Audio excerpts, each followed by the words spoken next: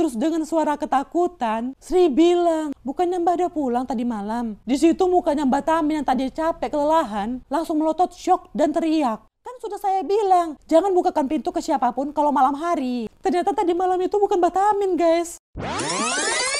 Halo guys, assalamualaikum. Selamat datang kembali di channel aku. Udah lama banget ya aku gak bikin video. Sampai diteror loh. Pada nanyain kok gak bikin video lagi. Maaf loh, kan habis lebaran. Ceritanya jadi sama bocil-bocil di kampung. Tapi Masya Allah, makasih banget loh buat kalian semua yang udah nungguin dan selalu nonton video di channel aku ini. Makanya kalian tontonlah sampai habis. Dan share juga ke teman-teman kalian ya. Biar aku semakin semangat kalau banyak yang nonton dan subscribe juga. Dan buat kalian yang baru nonton di channel aku, salam kenal ya buat kalian semua. Jadi di video kali ini aku akan menceritakan kisah horor dari akun Twitternya @simpleman yang sempat viral dan gak kalah horor sama cerita KKN Desa Penari juga. Bahkan cerita ini udah dibuat film loh. Udah kalian tonton belum? Harus ditonton loh ya. Karena bagi yang suka horor, film ini sangat seru dan serem kali loh weh. Ya udah gak usah berlama-lama lagi, kita langsung masuk ke ceritanya dan tonton video ini sampai habis ya. Tunggu dulu. Buat kalian yang belum subscribe dulu dong.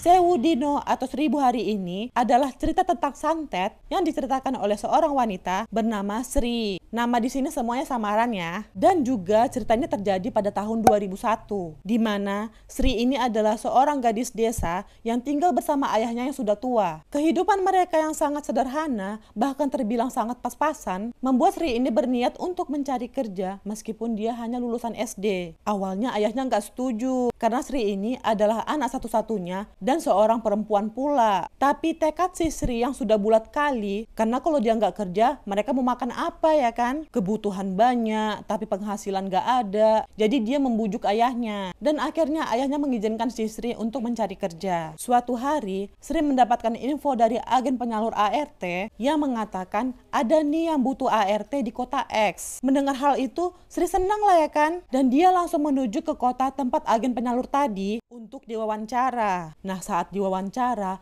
ada pertanyaan aneh yang ditanyakan sama agen penyalur itu. Sri, ini benar kamu lahir di Jumat Kliwon? Mendengar hal itu, Sri sempat heran. Emang apa hubungannya hari lahir dia dengan pekerjaan yang dia lamar? Tapi karena Sri ini lugu dan gak berpikir macam-macam, dia pun menjawab semua pertanyaan yang ditanya sama agen itu tanpa rasa curiga. Ya gimana lah pula ya kan? Yang penting bisa dapat uang dulu, pikirnya gitu. Nah, setelah agen itu ngerasa Sri adalah kandidat yang cocok, Sri pun disuruh masuk ke ruangan megah yang cukup mewah, di mana ruangan itu juga ada 2 orang wanita, si Erna dan si Dini. Mereka juga sama-sama melamar jadi ART di sana. Gak berapa lama kemudian, mereka pun dipanggil satu persatu secara bergantian sama nyonya besar yang akan memperkerjakan mereka. Dipanggillah yang pertama si Erna, lalu si Dini, dan yang terakhir si Sri. Sri bilang mbah itu sudah terlihat cukup tua. Dia menggunakan kebaya dan rambut yang disanggul, sangat anggun dan berwibawa kali kelihatannya. Dan memang si mbah ini sangat terkenal kaya di daerah tempat si Sri. Karena dia juga punya rumah makan yang cukup terkenal dan sangat ramai di daerah itu. Mbah ini menanyakan kurang lebih pertanyaan yang sama dengan agen yang sebelumnya. Dari yang tanggal lahir, lahirnya hari apa, sampai minta gajinya berapa. Sri yang mengetahui gaji ART rata-rata 500.000 pada tahun itu, mengatakan 700.000 bu kalau bisa. Meski agak ketakutan karena takut dikira minta ketinggian, Sri malah ditawarin gaji 5 juta sama si mbah ini. Kagetlah si Sri ya kan? Berasa dapat jackpot dia. Tanpa babi bu, gaslah langsung. Sri pun langsung pulang ke rumahnya dan menyampaikan kabar baik ini sama ayahnya dengan perasaan yang gembira. Tapi bukannya senang, ayahnya malah khawatir dan curiga. Kok bisa cuma pembantu tapi ditawarkan gaji yang sebesar itu? Gak curiga kau nak? Enggak loh Pak ibunya baik kok. Perkara nanti kerjanya ada yang aneh atau berat kali, pulang lagi kok aku Pak. Kapan lagi pembantu dapat gaji sebesar itu Pak? Ya udahlah, hati-hati kok di sana ya. Pokoknya kalau ada apa-apa langsung kau kasih tahu Bapak ya. Udah tuh. Singkat cerita, sampailah si Sri di rumah si mbah tadi. Dan Sri pun diperkenalkan ke seluruh anggota keluarga di rumah itu. Di mana ternyata mbah ini bernama Mbah Krasa, yang dia adalah orang tertua dan sangat dihormati di rumah itu. Dia juga bertemu dengan Erna dan Dini yang juga ternyata diterima kerja juga saat itu. Nah, saat di rumah itu mereka kembali diwawancara lagi nih sama seluruh anggota keluarga Mbak Krasa. Dipanggillah mereka satu persatu ya kan. Dimana pada saat gilirannya si Sri, dia ditanya sama seorang wanita yang usianya 30 tahunan. Begini Mbak Sri, Mbak beneran mau kerja di sini? Karena ada larangan keras jika sudah menerimanya. Larangannya juga nggak bisa dicabut loh Mbak. Sri bingung dan nanya, emang larangan apa Bu? Mereka malah bisik-bisik gitu, tapi nggak menjawab pertanyaan si Sri. Terus Mbah Krasa lah yang ngomong, pokoknya hidupmu akan terjamin kalau kamu mau. Tapi kalau kamu nggak mau ya nggak apa-apa, kita nggak ada yang maksa. Katanya gitu. Tapi tetap aja mereka nggak ada yang menjawab larangan apa sih sebenarnya yang dimaksud. Karena si Sri ini lugu dan memang butuh uang, jadi ya dia setuju aja ya kan. Begitu juga dengan si Erna dan si Dini. Yaudahlah, resmilah si Sri, Erna dan Dini menjadi ART mereka. Tapi ternyata mereka bukan menjadi ART di rumah keluarga itu, melainkan mereka malah dibawa ke rumah terpencil di sebuah hutan. Di mana saat itu mereka diantar sama supir naik mobil ke sebuah hutan yang sangat gelap. Sampai si Dini ini sempat berpikir, si supir ini mau membawa mereka kemana. Sempat seujon juga dia, dikiranya mereka mau diculik dan dibunuh sama keluarga itu. Belum lagi ada hal aneh, di mana di setiap beberapa meter supir itu selalu berhenti dan menaruh sajen di sana. Nanti maju, terus berhenti lagi untuk menaruh sajen lagi. Sampai akhirnya sampailah mereka di rumah gubuk yang cukup kumuh dan jauh dari mana-mana. Di sana juga ada kakek-kakek yang sudah menunggu mereka. Sri dan lainnya turun nih. Supir itu pun turun juga dan mencium tangan kakek itu, lalu memperkenalkan mereka bertiga kepada kakek itu. Di mana kakek ini bernama Mbah Tamin. Setelah itu mereka dipersilakan masuk ke dalam rumah. Saat sampai di dalam rumah, si Sri kaget karena dia melihat di sebuah ruangan ada keranda mayat yang di dalamnya ada seorang gadis remaja seperti gadis SMA. Dia terlihat sedang tertidur di situ. Di badannya juga terlihat ada beberapa bekas luka yang sudah bernanah dan bau busuk. Mereka pun nanyalah ke Mbah Tamin. Mbah itu bingung dan nanya sama supir ini. Mereka belum dikasih tahu. Supir ini cuma bilang, belum Mbah. Nah, Sri, Erna, dan Dini pun jadi semakin penasaran ya kan? Gak berapa lama, supir itu pun pamit untuk pulang. Padahal pada saat itu udah malam kali, jam 2 malam. Kakek itu pun bilang, yaudah hati-hati, takutnya ada itu. Sri makin bingung dan mikir, itu apaan? Dah tuh, setelah supir itu pulang, Mbah Tarmin pun menjelaskan. Gadis yang di keranda itu bernama Dela. Dia adalah anak terakhir dari keluarga Atmojo. Keluarga Atmojo ini keluarga Mbah Krasa yang tadi memperkerjakan mereka. Yang mana si Dela ini disantet sampai menjadi keadaannya seperti itu. Nah, si Dela disembunyikan di tempat terpencil agar bisa bertahan hidup. Dini nanya, emang disembunyiin dari siapa Mbah? Ada banyak hal yang kamu nggak tahu dan lebih baik memang kamu nggak tahu. Lalu Mbah itu menjelaskan apa tugas mereka di rumah tersebut. Mereka dibawa ke sebuah sumur di belakang rumah, di mana air sumur itu adalah tempat air kebutuhan mereka. Di situ buat mandi, minum, dan air buat mandiin si Dela juga. Mbah itu juga menjelaskan tata cara memandikan si Dela, di mana air itu harus dicampur dengan kembang 7 rupa dulu, lalu sebelum dimandikan, Dela harus diikat dulu tangan dan kakinya. Mereka sempat bingung, karena kan si Dela ini seperti dalam keadaan koma. Kenapa harus diikat? Tapi yaudah, mereka nggak mau banyak tanya dan kembali memperhatikan bagaimana Mbah Tamin ini memandikan si Dela. Lalu pas bagian perutnya dibuka, mereka semua kaget karena melihat perut si Dela buncit seperti orang hamil. Singkat cerita, setelah 3 hari mereka kerja di rumah itu, mulai nih mereka ngeluh, ngerasa aneh karena kerjaan mereka cuma memandikan si Dela yang nggak bangun-bangun. Apalagi dia mengeluarkan bau busuk yang nggak enak gitu baunya. Ditambah mereka di tempat yang sangat terpencil dan jauh pula dari mana-mana. Jadi mereka cuma bisa ngobrol bertiga aja tuh buat menghibur diri. Lalu pada suatu hari, Mbah Tarmin bilang ke mereka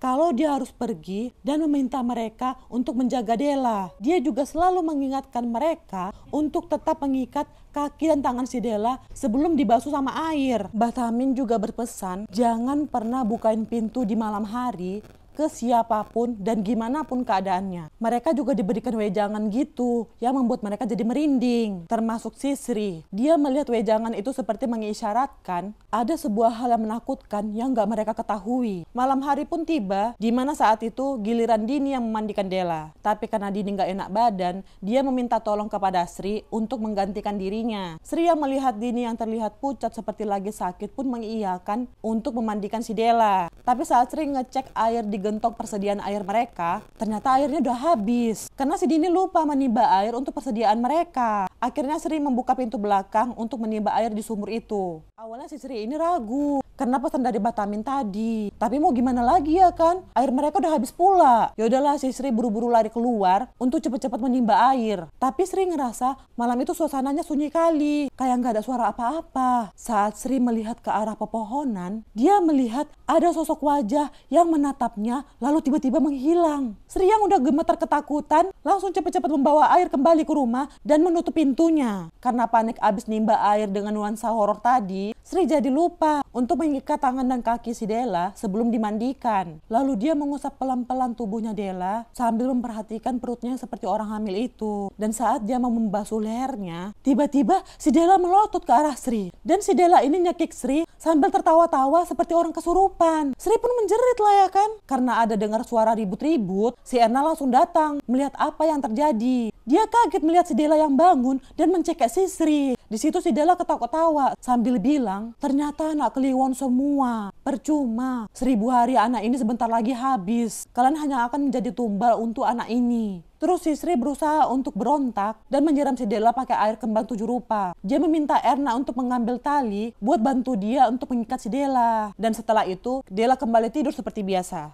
Di situ mereka jadi sangat ketakutan lah ya kan. Dengan apa sih yang sebenarnya terjadi? Erna juga menangis dan minta pulang saat itu juga. Tapi mau gimana? Mereka ada di tengah hutan yang jauh dari mana-mana. Jalan kaki pun gak mungkin untuk keluar dari tempat tersebut. Si Sri berpikir sebenarnya apa yang terjadi di sini. Dia cuma ingat kata Batamin yang bilang si Della kena santet. Dan setahu dia dari bapaknya, kalau santet itu dari orang yang sangat penuh kebencian. Makanya nekat mengirim santet. Dia juga penasaran, siapa sih yang benci kali sama si Della ini? Terus dia teringat lagi sama kata-kata si Della saat kesurupan tadi, yang mengatakan tentang 1000 hari dan Jumat Kliwon. Sri nanya sama si Erna, jangan bilang kamu juga lahir Jumat Kliwon. Ternyata benar weh, mereka bertiga sama-sama lahir di Jumat Kliwon semua. Lalu si Sri berpikir, apa sebenarnya yang direncanakan untuk mereka semua dengan hari kelahiran yang sama dan digabungkan di satu rumah terpencil juga. Lalu tiba-tiba ada yang mengkutuk pintu rumah tuh. Awalnya mau dibuka sama mereka, tapi mereka teringat sama pesan Batamin. Jangan pernah membukakan pintu ke siapapun dan gimana pun pada malam hari. Sri langsung menarik tangannya si Erna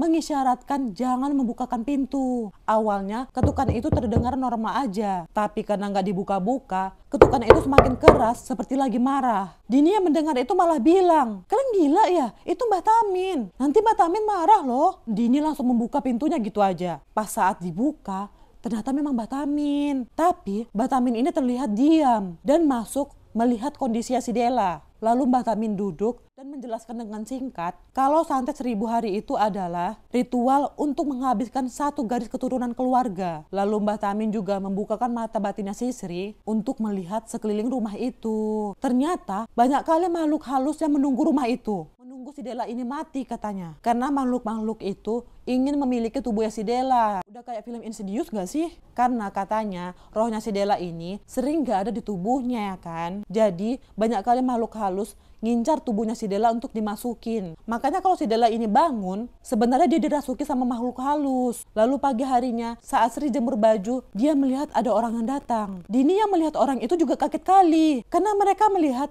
orang tersebut adalah Batamin yang baru pulang. Mukanya juga seperti terlihat capek, kelelahan. Terus Batamin ngomong sama mereka, gimana? Baik-baik aja kan semuanya? Della gak kenapa-napa kan? Terus dengan suara ketakutan, Sri bilang, bukannya Mbak udah pulang tadi malam? Di situ mukanya Batamin yang tadi capek kelelahan langsung melotot syok dan teriak. Kan sudah saya bilang, jangan bukakan pintu ke siapapun kalau malam hari. Ternyata tadi malam itu bukan Batamin, guys. Si Batamin ini langsung lari ke rumah dan melihat kamarnya itu berantakan seperti diacak-acak. Ada juga sebuah nisan kayu di atas tempat tidurnya yang tertulis Atmojo. Dengan suara yang terbata-bata, Sri menceritakan semua apa yang terjadi pada malam itu. Kemarahan Batamin juga mereda karena dia melihat si Della baik-baik aja seperti sebelumnya. Suatu hari, Batamin pergi lagi nih. Tapi saat itu, karena penasaran, Sri memanfaatkan waktu tersebut untuk mencari petunjuk di kamar Batamin pada malam hari. Tapi sayangnya, dia nggak menemukan petunjuk apa-apa tuh. Cuma, dia menemukan ada boneka yang terbuat dari jerami gitu. Dan ada juga sebuah foto yang ada tulisan keluarga Atmojo di belakangnya. Saat itu juga si Della bangun. Dia masuk ke kamar Batamin memergoki si Sri. Ternyata tali si Della saat itu memang sengaja dilepas Batamin sebelum Batamin pergi. Di situ si Della bilang ke Sri, kalau memang mau mencari tahu apa sebenarnya yang terjadi, pergilah ke sebuah pohon di dalam hutan. Keesokan harinya, si Sri benar-benar pergi tuh ke sebuah pohon yang dimaksud sama si Della dan menemukan kuburan dengan batu nisan yang bertuliskan Della Atmojo. Kuburan itu langsung digali sama si Sri. Dia pengen tahu apa yang ada di dalamnya. Soalnya kan tubuhnya si Della ada di rumah Batamin. Setelah dibongkar, Sri menemukan sebuah kotak yang isinya itu ada boneka dari jerami gitu. Tapi di sini bonekanya itu dililit sama rambut. Pas saat si Sri mau membuka lilitan rambut itu, tiba-tiba dia mendengar seperti ada suara cewek ketawa yang membuat si Sri ini kaget dan ketakutan, lalu bergegas kembali ke rumah dengan membawa boneka tadi itu. Saat sampai di rumah, si Sri langsung menyimpan boneka itu di lemarinya. Lalu pada malam harinya, aktivitas kembali ya kan seperti biasa. Malam itu giliran si Dini yang memandikan si Della. Si Sri bagian untuk memasak. Setelah selesai memasak, Sri kembali ke kamarnya. Dia melihat si Erna sudah memegang boneka jerami yang dia simpan di lemari itu, dan dengan gampangnya dia melepaskan lilitan rambut tersebut dan membantingnya ke lantai. Saat itu langsung terdengar suara teriakan dari Dini. Sri dan Erna kaget. Mereka langsung mendatangi Dini untuk melihat apa yang terjadi. Belum lagi sampai di tempat Dini, mereka melihat si Della udah merangkak di ruang tengah dengan mulut yang berdarah-darah dan memuntahkan sebuah telinga. Lalu dia kabur keluar rumah. Erna dan si Sri panik. Mereka langsung mendatangi si Dini. Dini menangis kesakitan karena ternyata telinganya Dini putus dan darahnya kemana-mana. Dan kalian pasti mengira terjadi sesuatu sama si Dini karena dia berdarah-darah ya kan? Enggak ternyata. Malah si Erna yang tadi melepaskan ikatan rambut di boneka santet itu lalu membantingnya ke lantai, tiba-tiba muntah darah dan langsung menghembuskan nafas terakhirnya. Ternyata yang dilakukan si Erna itu membuat santet yang ditujukan ke Della menjadi berkurang karena terbagi sama si Erna. Sehingga si Erna ini jadi terkena ilmu hitam tersebut. Dini sama si Sri panik dan menjadi ketakutan lah ya kan. Mana Batamin gak ada pula. Sepanjang malam mereka menangis ketakutan karena bingung mau ngapain sambil menunggu Batamin. Saat itu si Sri ini berpikir semua yang terjadi karena pemindahan santet aja. Jadi mereka dijadikan tumbal. Dia juga berpikir jika ada yang melepaskan rambut dari boneka santet itu dan dia adalah orang yang sama lahir di Jumat Kliwon, maka itu akan meringankan sakitnya Della aja karena santetnya terbagi. Tapi jika itu orang biasa, maka akan menimbulkan efek kematian pada orang tersebut.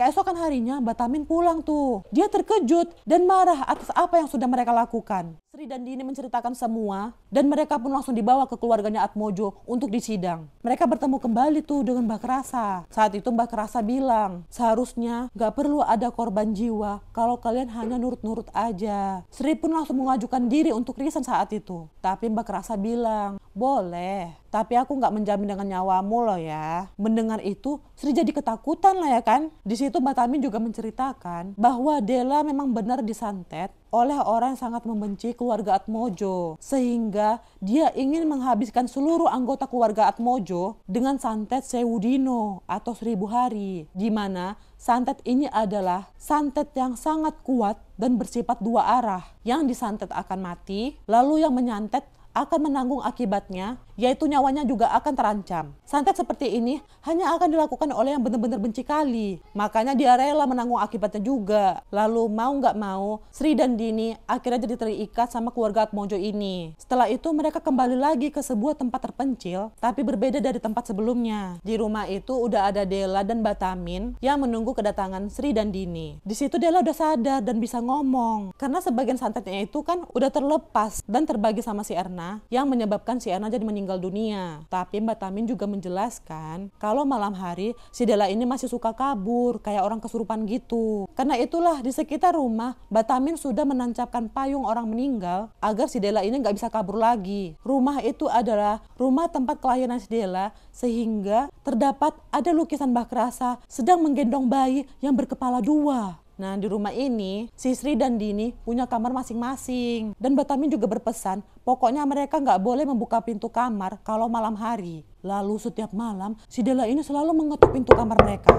Tapi mereka nggak ada yang berani buka. Sampai suatu malam, tahu-tahu si Della ini sudah ada di kamar Sisri. Katanya, dia sempat ngumpet di bawah kolong tempat tidurnya Sisri sebelum malam hari. Di situ si Della meminta tolong kepada Sisri agar dia dibebaskan dan meminta Sisri untuk membakar semua payung orang meninggal di rumah tersebut. Si Della juga mengatakan kalau Sisri melakukan hal tersebut, dia juga akan terbebas dari Mbak Tamin. Sri yang termakan bujuk rayu si Della pergi keluar rumah dan mencabut payung-payung itu dan membakarnya dengan minyak tanah. Melihat hal itu, si Della sangat senang dan bersemangat karena dia akan bebas. Sampai pada saat payung terakhir yang terletak di depan lukisan Mbah Krasa yang menggendong bayi tadi, Sri menyadari sebuah rahasia besar dari keluarga Atmojo. Dan saat itu juga, dia berhenti menyirami payung itu dengan minyak tanah dan mengurungkan niat untuk membakar payung tersebut. Hal itu membuat si Della ini menjadi marah dan menjambak Sisri. Della memaksa Sisri untuk membakar payung terakhir itu. Sri yang kesakitan dan merasa mulai terpojok karena dijambak oleh si Della. Seketika itu juga, Mbah Krasa tiba-tiba datang melihat mereka berdua. Berarti melihat Sisri dijambak sama si Della ya kan? Melihat hal itu, si Della seperti ketakutan dan menghampiri Mbah Krasa dengan sangat hormat sampai meringkuk di bawah kakinya. Di situ juga Mbah Krasa mengelus-ngelus kepalanya si Della. Seakan-akan si Della ini hewan peliharaannya. Pada malam itu,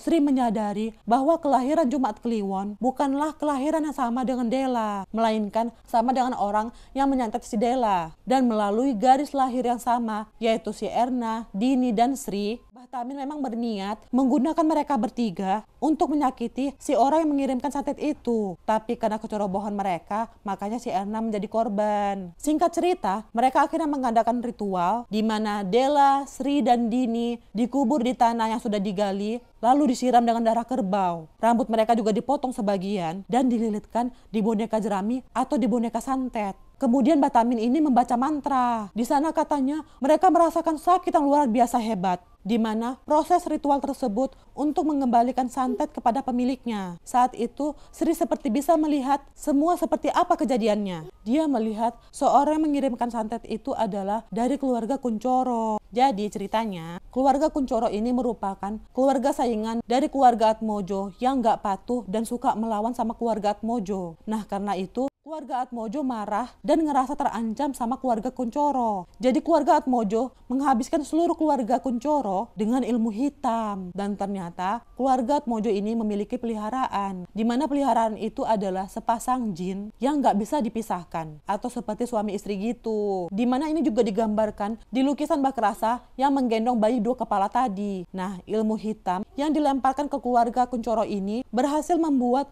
hampir semua garis keturunannya habis hingga tersisa satu orang terakhir. Untuk siapa nama dan detailnya orang ini nggak diceritakan ya. Yang jelas dia adalah keturunan terakhir dari keluarga Kuncoro. Mungkin keluarga Kuncoro ini memiliki dukun juga, sama seperti Mbak Tamin. Makanya saat santet dikirimkan ke orang terakhir ini, santet itu bisa ditangkis dan jin yang mengirimkan santet kepada orang terakhir ini bisa ditahan sama mereka. Jadi karena jin yang kayak suaminya ditahan sama keluarga Kuncoro ini, makanya mau nggak mau jin yang merupakan istrinya itu dijadikan santet untuk si Della. Jadi seperti peliharaan menyerang majikannya karena pasangannya ditahan. Nah, jadi si Della sering dirasuki jin perempuan tadi agar kalau Della meninggal, maka jin suaminya itu bisa dilepaskan. Tapi karena orang terakhir ini bisa menangkis dan menahan jin yang dikirimkan oleh keluarga Atmojo ini, makanya santet itu berbalik ke anak terakhirnya si Della, di mana itu nanti bisa menghabiskan seluruh keturunan dari keluarga Atmojo juga. Tapi melalui ritual yang dilakukan Mbah Tamin, yaitu melalui Sri dan Dini yang merupakan garis lahir yang sama dengan si pengirim santet dari orang terakhir keluarga Kuncoro. Akhirnya orang terakhir dari keluarga Kuncoro ini berhasil dilawan. Dan Della bisa terbebas dari santet Sewu Dino. Terus gimana nasib orang terakhir dari keluarga Kuncoro tadi? Sampai sekarang Sri pun nggak tahu hal tersebut. Dan dia juga nggak mau cari apa yang terjadi selanjutnya. Tapi meskipun semua udah balik lagi seperti semula, Sri ngerasa yang jahat itu adalah keluarga Atmojo. Singkat cerita, setelah semua selesai, Mbah Krasa memberikan pilihan kepada si Sri untuk menjadi pengikutnya agar hidupnya terjamin atau pulang ke rumah kembali ke ayahnya. Sri saat itu memutuskan untuk kembali pulang ke rumah ayahnya. Terus kalau Dini gimana? Dia pun juga nggak tahu. Karena si Sri ini nggak bertanya sama si Dini apa pilihan dia saat itu. Keesokan harinya, si Sri dipersilakan pulang, diantarkan ke rumahnya sama supir. Dan dia juga diberikan uang segepok di kantong kresek seperti yang sudah dijanjikan. Tapi saat sampai di rumah, uang tersebut dibuang sama si Sri. Karena dia takut kenapa-napa dan gak mau lagi berurusan sama keluarga Atmojo. Dan dia juga mengatakan, semua orang-orang besar dan kaya di negeri ini pasti punya pegangan, jadi jangan kaget.